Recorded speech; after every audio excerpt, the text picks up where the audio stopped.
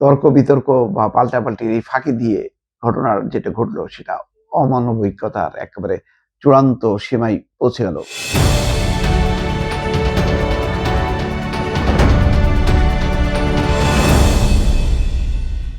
ভালো বাপ, ভালো স্বামী হতে পারিনি, ক্ষমা করিস।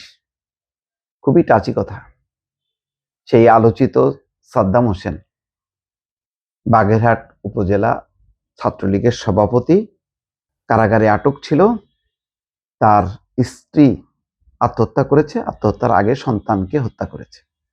মেয়ে এবং স্ত্রীর মৃত মুখ দেখানোর জন্য কারাগারে নিয়ে আসা হয়েছিল, বাগেরহাট জেলা কারাগারে। সেখানে সাদ্দাম এমন কথা বলেছেন, বিবিসি বাংলা এটি কোট করেছে। রীতিমতো এটি নিয়ে একটা তোলপাড়। বলা হচ্ছে যে পরিবারের পক্ষ থেকে প্যারোলে মুক্তির জন্য কোনো আবেদন করা হয়নি, কিন্তু গতকালকে সব পত্রিকায় এসছে যে প্যারোলে মুক্তির জন্য আবেদন করা হয়েছিল। বাগেরহাটে ডিসির কাছে আবেদন করার পর ডিসি বলেছিল এটা তার বিষয় না, এটা যশোরে আবেদন করতে হবে।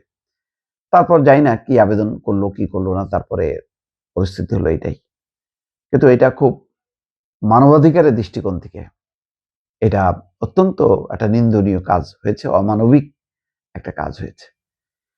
দেখেন, 11 মাস জেলে, কোনো মানে মামলা প্রসিডিংস কোনো কিছু হয়নি। মামলা হয়েছে, কিন্তু ওই সব মামলা নিয়ে যে কবে মুক্তি পাবে, কি মামলা, কোনো কিছুই জানা নেই। কেন জামিন হচ্ছে না বোঝাও যাচ্ছে না। ওই যে স্বরাষ্ট্রমন্ত্রী বলছে যে নির্বাচনের আগে কোনো সন্ত্রাসীকে জামিন দেওয়া হবে না, তারা আওতায় পড়লো কিনা যায় না।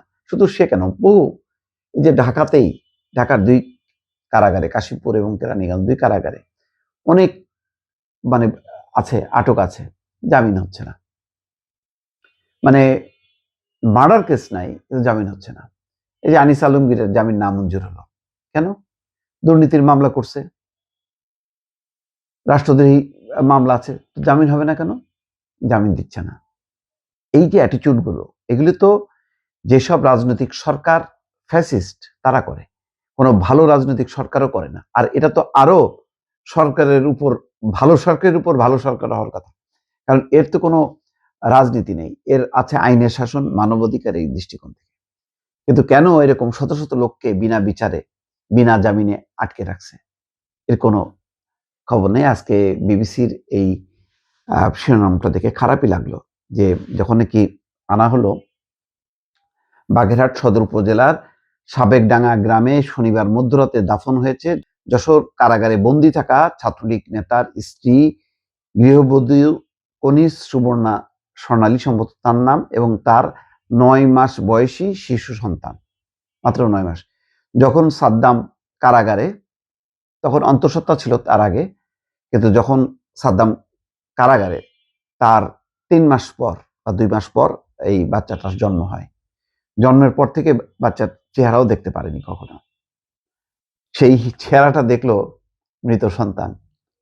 একটা এতে ভুগছিল, যেহেতু স্বামীর, তারও বয়সও কম, এই যে সুবর্ণা, কালী সুবর্ণা, 22 বছর বয়স। যখন দেখছিল যে কোনোভাবেই মানে জামিনে মুক্তি করা যাচ্ছে না, এক ধরনের হতাশা থেকে, অবসাদে ভুগছিল, সেখান থেকে আত্মহত্যা করছে। কিন্তু এই দাফনের আগে শিশুটির পিতা জুয়েল হাসান সাদ্দামের সাথে তার শেষ সাক্ষাৎ হয়েছিল যশোর কারাগারের গেটে, যা নিয়ে তোলপাড় চলছে সারা দেশে। ক্ষোভ, অসন্তোষ আর অমানবিকতার অভিযোগে সয়লাব হয়েছে সামাজিক মাধ্যম। মৃত শিশু দেখা করতে গেছে জীবিত পিতার সাথে। কবি ইমতিয়াজ মাহমুদের এমন একটা পোস্ট ভাইরাল হওয়ার পর এই লাইনটি ব্যবহার করে পোস্টার এবং ফটোকার্ড বানিয়ে শেয়ার করে তীব্র ক্ষোভ প্রকাশ করেছে বহু মানুষ।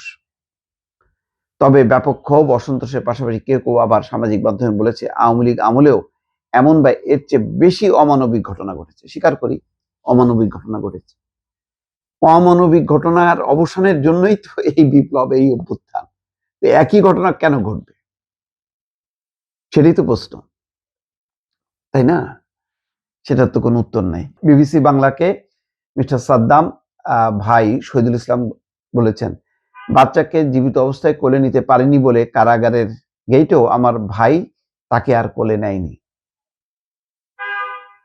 খুব মর্মান্তিক কথাটা দেখেন, জীবিত অবস্থায় নিতে পারেনি বলে ওই মৃত বাচ্চাকে আর কোলে নেয়নি।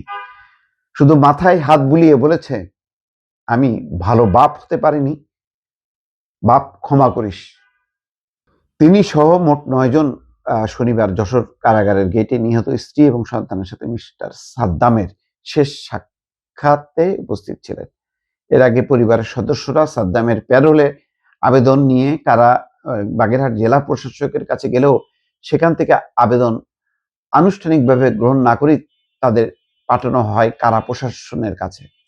বাগেরহাট কারা প্রশাসন থেকেই লাশ নিয়ে তাদের যশোর কারাগারের গেটে গেলে সাদ্দামের সাথে দেখা করানো যাবে এমন আশ্বাস দেওয়া হয়েছিল বলে পরিবারের সদস্যরা জানিয়েছেন। বাগেরহাটের জেলা প্রশাসক আব্দুল বাতেন বলেছেন, পরিবারের সদস্যরা তার কাছে যাওয়ার পর তারা বুঝিয়ে বলেছিলেন যে আবেদন করতে হবে যশোর জেল সুপার কিংবা জেলা প্রশাসকের কাছে। বাগেরহাট জেলা সুপার যশোর কারাগারের সাথে আলোচনা করেছে, তারা সেই অনুযায়ী সাক্ষাতের জন্য যশোর গেছে, আমরা সহযোগিতা করেছি। অন্যদিকে যশোর জেলা প্রশাসক মোহাম্মদ আশিক হাসান বিবিসি বাংলাকে বলেছে তারা এই ধরনের কোনো আবেদন পাননি। এখন তর্ক বিতর্ক বা পাল্টাপাল্টির এই ফাঁকি দিয়ে ঘটনার যেটা ঘটলো সেটা অমানবিকতার একেবারে চূড়ান্ত সীমায় পৌঁছে গেল বিষয়টা। যদিও মানবাধিকার সংগঠকরা বলছেন পুরো ঘটনায় রাষ্ট্রের একটা অমানবিক চেহারার বহিঃপ্রকাশ ঘটেছে বলে মনে করেন তারা। তাদের মতে আবেদনের প্রক্রিয়ার নামে কয়েক ঘন্টা সময় নষ্ট করে পরিবারকে জেল গেটে গিয়ে লাশ দেখানোর পরামর্শ দেওয়া এক ধরনের নিষ্ঠুরতা। কি হতো প্যারোলে মুক্তি দিয়ে? মানে এত মর্মান্তিক ঘটনা, এটা তো স্বাভাবিক মৃত্যু না। যে মা অসুস্থ হয়েছে, বাবা অসুস্থ হয়েছে, মারা গেছে, বাবা অসুস্থ হয়ে মারা গেছে, বাপ অসুস্থ হয়ে মারা গেছে, তারপরও তো বিএনপি বা জামাতের নেতারা কর্মীরা প্যারোলে মুক্তি পেয়ে দেখতে গেছে।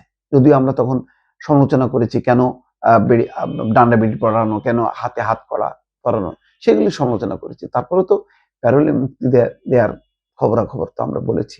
হয়তো গুম খুনের অনেক কাহিনী বলা যাবে মানে কয়েক ঘন্টা ধরে, সেটা অন্য কথা। কিন্তু এই সময় এই ঘটনা ঘটবে কেন? যেখানে সাম্যতা, মানবিক ন্যায় বিচার, মানবাধিকারের কথা বলা হচ্ছে, সেই সময় এই ঘটনাটা কেন ঘটবে? এটা আমি কাল থেকে কিন্তু বেশ কয়েকটা ভিডিও করেছি, আজকেও বললাম দর্শক। এগুলোর মানে এখন দেখেন, যদি মনে করেন আছে এটা একটা অ্যাক্সিডেন্ট, আরো অনেক ঘটনা আছে না? আমি তো বারবার বলছি যে আমাদের একজন সাংবাদিক দম্পতি আছে, তার বিরুদ্ধে আমার ক্ষোভ আছে, অভিযোগ আছে যে তারা ঠিক সাংবাদিকতা করছিল না। কিন্তু তাই বলে তো তারা বিচার মানে ন্যায় বিচারের পাবে না, এটা তো হইতে পারে না। তার বাচ্চাটা পড়ে আছে। আমি কতবার এই মানে কত ভিডিওতে আমি এই কথাগুলি বলছি। কই? এটা নিয়ে কোন রকম টলাইতে পারতেছি? কোনোভাবে টলানো যাচ্ছে না। মানুষ দেখতেছে অসংখ্য, ওরা মনে করতেছে ধুর এই সমস্ত ভিডিও সোশ্যাল মিডিয়া এগুলি পাত্তা দেই না। ভাই আমার তো কোনো এখন চাকরি বাকরি নেই, আমি পড়ে আছি, কি করব? কিছু ন্যায় কথা বলার চেষ্টা করতেছি। এখন আপনারা কোনোটাই শুনবেন না। একেবারে কানে তুলো দিয়ে বসে থাকবেন, চোখে এমন চশমা পরবেন যে দেখবেন না। এটা ঠিক না। সবকিছুর একদিন হিসাব হবে কিন্তু।